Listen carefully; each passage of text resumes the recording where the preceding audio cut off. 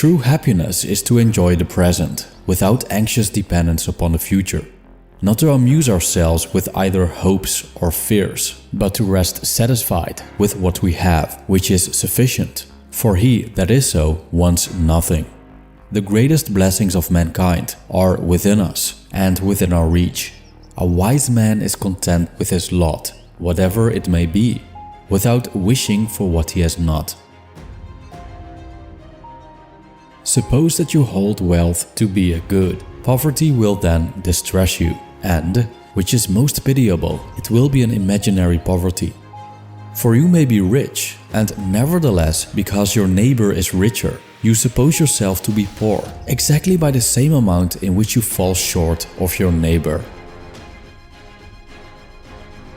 There are more things, Lucilius, likely to frighten us than there are to crush us. We suffer more often in imagination than in reality.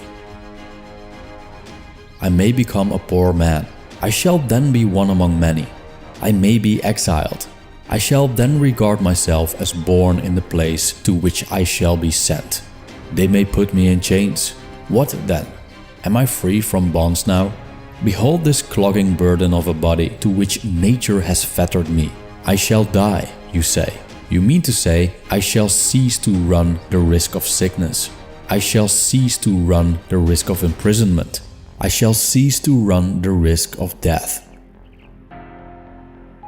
The greatest impediment to living is expectancy, which relies on tomorrow and wastes today. You map out what is in fortune's hand, but let slip what's in your own hand. What are you aiming at? What's your goal? And that's to come lies in uncertainty. Live right now. Death is neither a good nor a bad thing. For that alone, which is something can be a good or a bad thing.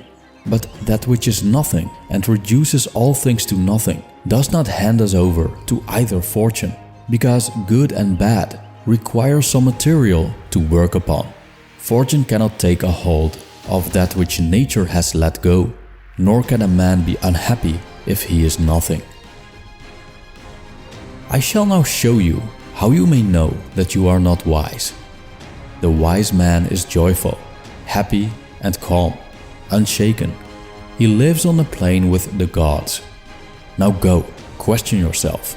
If you are never downcast, if your mind is not harassed by any apprehension through anticipation of what is to come, if day and night your soul keeps on its even and unswerving course, upright and content with itself, then you have attained the greatest good that mortals can possess.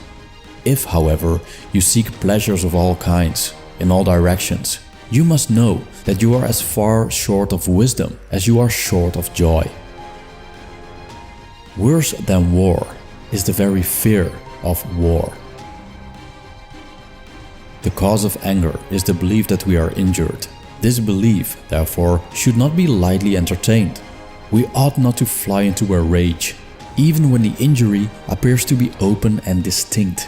For some, false things bear the semblance of truth.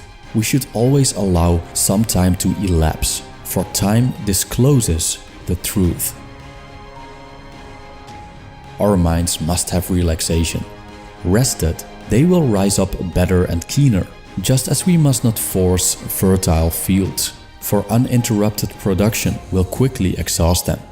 So continual labor will break the power of our minds. They will recover their strength, however, after they have had a little freedom and relaxation. Nothing lasts forever. Few things even last for long. All are susceptible of decay in one way or another. Moreover, all that begins also ends.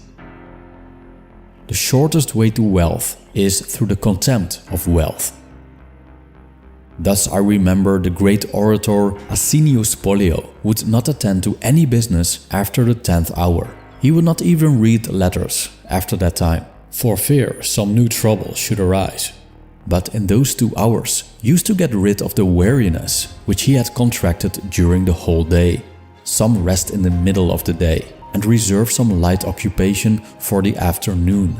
Our ancestors too forbade any new motion to be made in the Senate. After the 10th hour, soldiers divide their watches, and those who have just returned from active service are allowed to sleep the whole night undisturbed. We must humor our minds and grant them rest from time to time, which acts upon them like food and restores their strength. It's not the man who has too little, but the man who craves more that is poor. Yet it is better to accept public morals and human vices calmly without bursting into either laughter or tears. For to be hurt by the sufferings of others is to be forever miserable, while to enjoy the sufferings of others is an inhuman pleasure, just as it is a useless piece of humanity to weep and pull a long face because someone is burying his son. If you would put off all worry, assume that what you fear may happen will certainly happen in any event. Whatever the trouble may be, measure it in your own mind and estimate the amount of your fear. You will thus understand that what you fear is either insignificant or short-lived. We should choose for our friends men who are, as far as possible, free from strong desires, for vices are contagious and pass from a man to his neighbor and injure those who touch them. I find in the writings of our Hekato that the limiting of desires helps also to cure fears. Cease to hope, he says, and you will cease to fear. Accordingly, weigh carefully your hopes as well as your fears, and whenever all the elements are in doubt, decide in your own favor, believe what you prefer.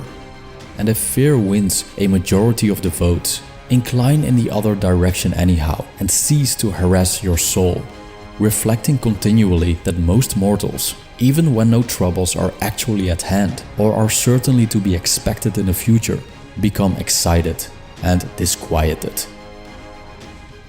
I see what you are looking for. You are asking what I have packed into my letter, what inspiriting saying from some mastermind, what useful precept. So I shall send you something dealing with this very subject, which has been under discussion. Epicurus upbraids those who crave as much as those who shrink from death. It is absurd, he says, to run towards death because you are tired of life, when it is your manner of life that has made you run towards death. Look back and recall when you were ever sure of your purpose. How few days turned out as you had intended, when you were ever at your own disposal, when your face showed its own expression, when your mind was free from disturbance. What accomplishment can you claim in such a long life? How many have plundered your existence without your being aware of what you were losing? How much time has been lost to groundless anguish, foolish pleasure, greedy desire, the charms of society? How little is left to you from your own store of time? You'll come to realize that you're dying before your time.